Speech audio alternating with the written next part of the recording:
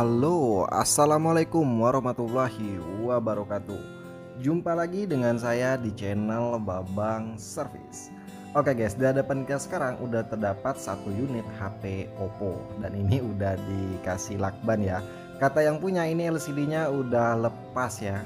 Nah ini coba kita hidupkan dan ini tidak mau disentuh. Nah ini saya coba sentuh nih nggak mau. Di layar juga keadaannya pecah ya. Jadi akibat pecah tadi sentuhan bermasalah atau touchscreen error.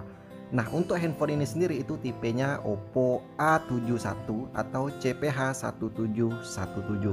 Oke, ini kita lepaskan dulu untuk lakbannya ini.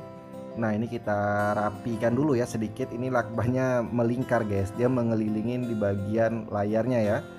Nah ini coba saya lepaskan dan ternyata kacanya juga ikut ya. Nah ini ada sedikit lagi, saya bersihkan dulu ya bekas lakbannya. Oke, nah ini keadaan handphonenya. Ini keadaan layarnya pecah, tidak bisa disentuh ya. Ini bisa teman-teman lihat sendiri. Dan langsung saja kita eksekusi. Ini saya lepaskan dulu untuk slot kartu SIM, kita amankan dulu. Selanjutnya kita lepaskan backdoor atau back covernya. Di sini saya menggunakan kuku saja ya. Saya ambil dari sisi dekat slot kartu SIM karena di situ bagian paling mudah untuk membuka backdoor. Oke, ini kita lepaskan dulu backdoornya dan selanjutnya ini coba kita hidupkan lagi handphonenya. Bisa teman-teman lihat ini LCD-nya udah terlepas ya dari frame. Nah ini bisa teman-teman lihat sendiri. Oke, tahap selanjutnya kita lepaskan untuk semua baut-bautannya. Tadi juga fleksibel baterai saya lepaskan. Ini ada kalengan pengaman di bagian soket LCD dan soket mainboard. Nah ini kita lepaskan dulu semua baut-bautannya yang di bagian atas. Kita lepaskan karena ini mesin akan kita angkat guys. Karena untuk penggantian touchscreen di Oppo A71 itu mesin kita angkat dulu. Karena untuk fleksibel touchscreennya nggak bisa lewat kalau mesinnya nggak diangkat ya. Nah ini ada baut-bautannya, kita lepaskan semua untuk baut-bautannya. Selanjutnya ini kita lepaskan seluruh fleksibel yang menempel di mesin termasuk antena eksternalnya. Selanjutnya mesin akan kita lepaskan, kita angkat ya mesinnya. Nah ini selanjutnya kita lepaskan baterai guys. Nah ini bisa teman-teman lihat dulu, ini layarnya pecah ya. Ini coba saya sedikit angkat. Nah ini jadi bisa teman-teman lihat pecah ya. Dan layarnya juga udah lepas dari frame. Selanjutnya ini kita buat jalur untuk fleksibel LCD-nya. Nah setelah itu kita lepaskan LCD-nya dari frame. Nah di sini saya tidak menggunakan bantuan pemanas ya untuk memudahkan pembukaan karena ini memang udah terlepas guys. Beda halnya kalau ini masih menempel, jadi kita gunakan pemanas ya untuk memudahkan pembukaan. Nah tahap selanjutnya ini kita bawa ke mesin separator. Oke guys, ini LCD-nya udah kita bawa ke mesin separator. Selanjutnya kita tempelkan LCD-nya di atas mesin separator. Kita hidupkan vakum dan pemanasnya. Kita biarkan hingga panas 75 sampai dengan 85. Dan ini ada saringan speaker, kita amankan dulu ya. Oke guys, ini kurang lebih udah panas 80-an. Ini udah pas ya. Selanjutnya kita akan melakukan pemisahan LCD dengan touchscreen-nya menggunakan kawat Sansen berukuran 0,03. Kita ambil dari sisi paling bawah dari LCD-nya guys. Jadi ini kita putuskan untuk lem yang lama yang menyatukan LCD dengan touchscreen-nya ya. Jadi akan kita pisahkan LCD dengan touchscreen-nya. Nah ini kita seset secara perlahan, jangan buru-buru, santai-santai saja. Dan kita ulangi lagi sampai lemnya itu betul-betul putus guys. Jangan kita paksa angkat LCD-nya kalau lem belum putus sempurna. Ini kita seset secara perlahan, kita ulangi lagi sampai lem betul-betul putus ya. Nah ini kita ulangi lagi sampai betul-betul putus ya lemnya. Nah ini kita ulangi lagi dan kita angkat, berhasil. Mantap ya. Alhamdulillah tidak terkena lapisan polarit. Nah inilah penampakan LCD dengan touchscreen setelah kita pisahkan ya. Dan ini untuk di bagian pinggir-pinggirannya ada bekas-bekas lem yang lama. Ini saya bersihkan dulu ya. Karena ini LCD-nya udah pernah ganti guys. Bisa teman-teman lihat ini segelan yang lama ya. Nah ini saya bersihkan dulu untuk bekas-bekas segelannya. Karena mungkin user yang sebelumnya itu ketika pemasangan LCD segel ini nggak dibersihkan. Jadi ini kita bersihkan dulu untuk segel-segelannya. Kita rapikan, saya menggunakan silet saja ya. Nah ini saya bersihkan untuk segelannya. Tahap selanjutnya tinggal kita bersihkan bekas-bekas lem OK yang lama menggunakan minyak kayu putih dibantu dengan tisu seperti ini. Ini saya bersihkan ya secara perlahan, jangan terlalu kuat penekanan, takutnya malah pecah LCD-nya ya. Nah ini kita bersihkan secara keseluruhan sampai betul-betul bersih ya. Nah ini kita bersihkan dan bersih guys. Mantap ya. Selanjutnya kita bawa ke meja eksekusi. Oke, ini kita udah berada di meja eksekusi. Selanjutnya akan kita tes ya LCD-nya setelah kita pisahkan. Nah ini penampakan dari touchscreen yang lama, dan ini touchscreen yang baru juga akan saya tes. Ini ready-nya hanya warna putih dan saya udah konfirmasikan kepada yang punya, ya yang punya juga nggak masalah, yang penting fungsinya. Jadi kalau untuk teman-teman yang mendapati kasus ganti touchscreen ya kita konfirmasikan sama pemilik ya, kalau misalkan warnanya berbeda dengan warna asal. Jadi kita konfirmasikan dulu, kalau usernya bilang oke, kita lanjutkan. Nah ini saya rakit kembali, coba kita tes ya. Kita tes LCD dan touchscreen yang baru apakah berfungsi normal. Bismillahirrahmanirrahim. Alhamdulillah nampil Oppo. Oke, ini kita tunggu dulu untuk proses loadingannya sampai masuk ke menu. Nah ini penampakan dari touchscreen yang lama ya, udah kita pisahkan. Pecahnya juga udah lumayan parah. Nah ini kita tunggu untuk proses loadingannya. Oke, ini udah berhasil masuk ke menu, mantap. Kita tes sentuhan juga ya, sepertinya oke ya. Kita tes lagi untuk sentuhan secara keseluruhan, karena mengingat di sini prosesnya itu ganti touchscreen guys ya, ganti layar sentuh. Beda halnya dengan layar full yang rata-rata menggunakan glass, jadi sentuhannya dari LCD.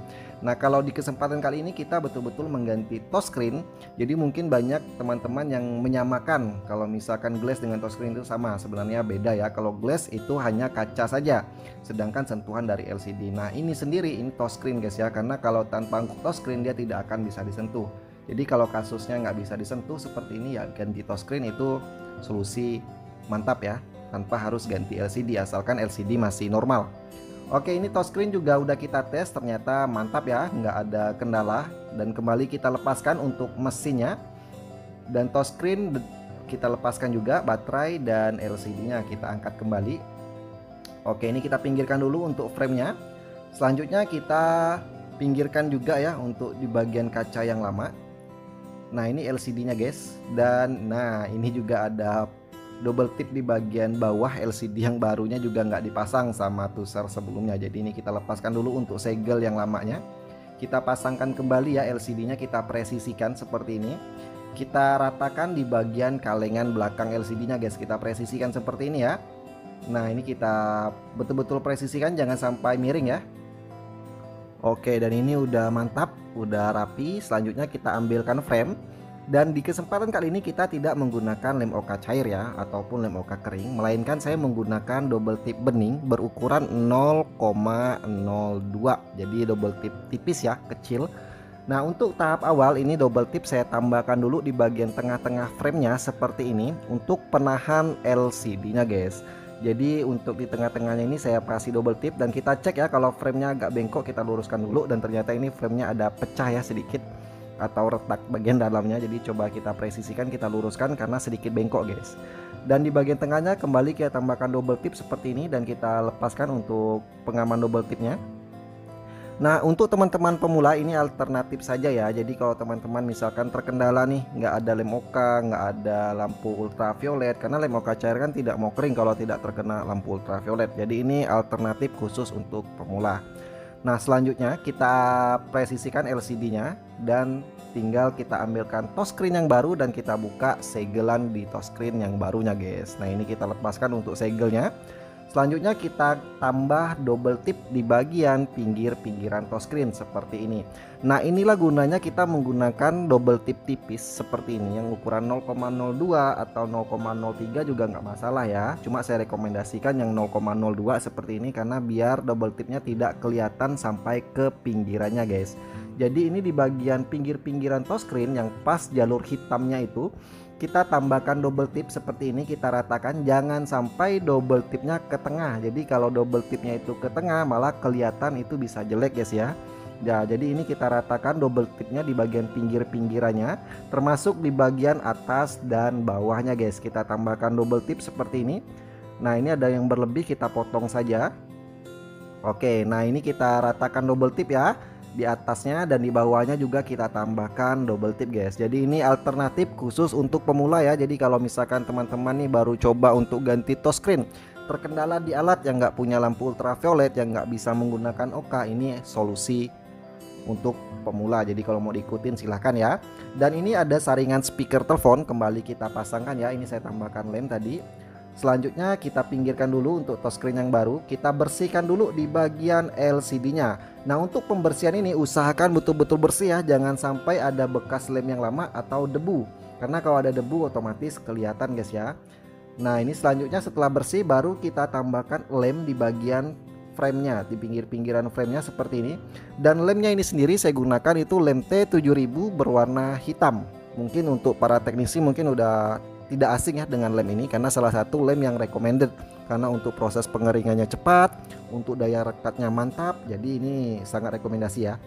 Nah, ini kita tambahkan lem secukupnya saja, jangan terlalu berlebihan, tipis-tipis saja, yang penting rata ya.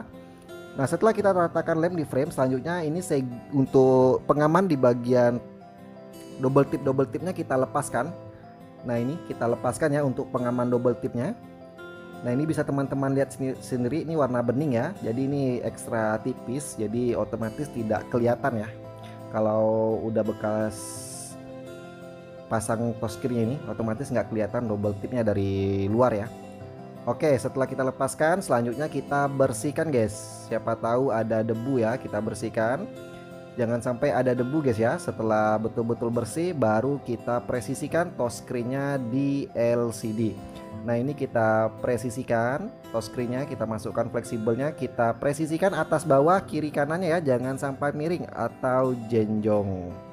Oke, ini udah presisi. Selanjutnya kita ambilkan mesin dan kita pasang kembali guys. Handphone siap untuk kita rakit. Oke, ini solusi ya untuk para teknisi pemula. Kalau seandainya teman-teman nih belum mahir menggunakan oka cair, belum bisa menggunakan oka kering, jadi alternatifnya yang menggunakan double tip seperti ini. Namun menggunakan double tip seperti ini saya rekomendasikan hanya khusus untuk penggantian touchscreen. Tapi kalau penggantian glass seperti di Oppo A3s, Oppo A5s, ganti glass kalau retak, jangan menggunakan double tip karena otomatis berpengaruh di sentuhan, karena itu glass bukan touchscreen. Beda hal kalau touchscreen ya. Jadi kalau udah ganti glass usahakan menggunakan oka cair atau oka kering. Nah, tahap selanjutnya ini fleksibel kita pasang semua. Selanjutnya untuk bagian pengaman di bagian atas ini kita pasangkan guys ya. Namun kita cek kamera, kalau ada debu kita lap dulu, kalau nggak ada debu tinggal kita pasang untuk penutup belakangnya ya.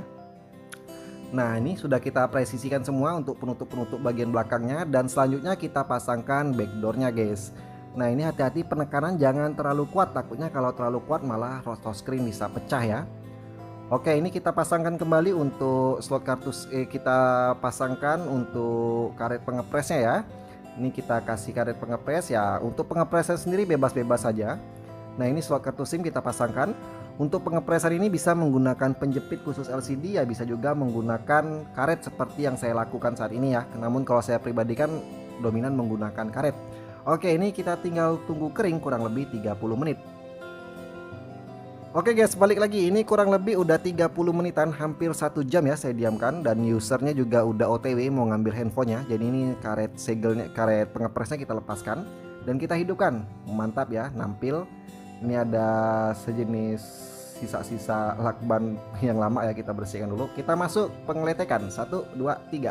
Bismillahirrahmanirrahim. Amazing, mulus guys. Oke, itu kelihatan bekas belahan LCD-nya ya, karena ya LCD yang enggak ori ya biasanya gitu guys, kadang ada berbekas ya. Jadi tidak masalah, yang penting fungsinya kata yang punya ya. Nah, ini juga touchscreen-nya berwarna putih, namun sebelumnya udah saya konfirmasi. Nah, tahap selanjutnya tinggal kita buat handphonenya bersih dan rapi ya, karena sering saya sampaikan kebersihan kerapian itu iklan yang sangat efektif kalau untuk proses penggantian glass, LCD ataupun servis lainnya. Usahakan dibersihkan, dirapikan ya, jangan ada jejak-jejak lem ya. Oke, ini udah mantap dan kita tes sentuhan. Oke ya, tidak bermasalah touchscreen-nya. Ini mantap, dan kita buka pengaturan, kita cari tentang ponsel. Ini tipenya Oppo A71 atau CPH1717. Nah, ini untuk touchscreen yang lama udah kita pisahkan dan kita pasangkan touchscreen yang baru.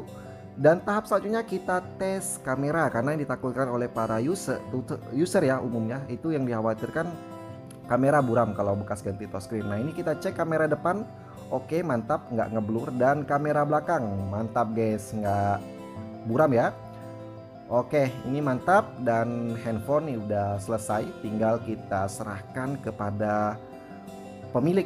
Sekian tutorial kali ini, semoga bisa bermanfaat untuk teman-teman pemula khususnya. Jangan lupa dukung channel ini dengan cara like, subscribe, dan aktifkan tombol lonceng notifikasinya agar tidak ketinggalan trik-trik seputar dunia servis handphone. Sampai jumpa lagi di video berikutnya. Wassalamualaikum warahmatullahi wabarakatuh.